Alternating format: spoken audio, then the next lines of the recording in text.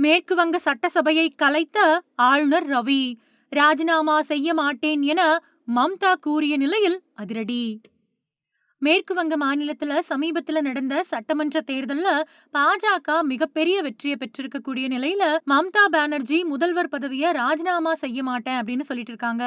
இந்த நிலையில ஆளுநர் RN ரவி அந்த மாநில சட்டசபையை கலைச்சு உத்தரவிட்டிருக்காரு. மேற்கு வங்க சட்டசபை தேர்தல்ல அந்த மாநிலத்துல ஆளும் கட்சியா இருந்த திரிணாமுல் காங்கிரஸ் கடும் பின்னடைவை சந்திச்சிருக்கு. பாஜக 207 தொகுதிகளை கைப்பற்றி ஆட்சியை பிடிச்சிருக்கு. தேர்தல் முடிவு பத்தி செய்தியாளர்கள் சந்திப்புல மம்தா பானர்ஜி பேசுறப்போ, நாங்க மக்களோட தீர்ப்பால தோற்கடிக்கப்படல, மாறா ஒரு சதியால தோற்கடிக்கப்பட்டோம். அதனால என்னோட ராஜினாமா அப்படிங்கிற கேள்விக்கே இடமில்ல. நாங்க தோற்கல, வாக்குகள் கொள்ளையடிக்கப்பட்டுருச்சு. வாக்கு எண்ணிக்கையில பெரிய அளவுல முறைகேடுகள் நடந்திருக்கு. கிட்டத்தட்ட 100 இடங்கள் கொள்ளையடிக்கப்பட்டிருக்கு. நாங்க பாஜக கூட போராடல.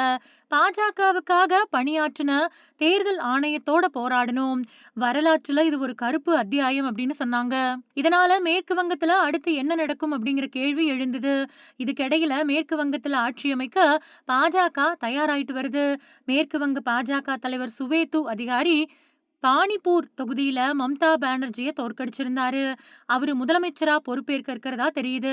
இந்த நிலையில மேற்கு வங்க ஆளுநர் RN ரவி மேற்கு வங்க சட்டமன்றத்தை முறைப்படி கலைச்சிருக்காரு. இது மூலமா அந்த மாநில முதலமைச்சரா மம்தா பானர்ஜியோட பதவிக்காலம் முடிவுக்கு வந்திருக்கு.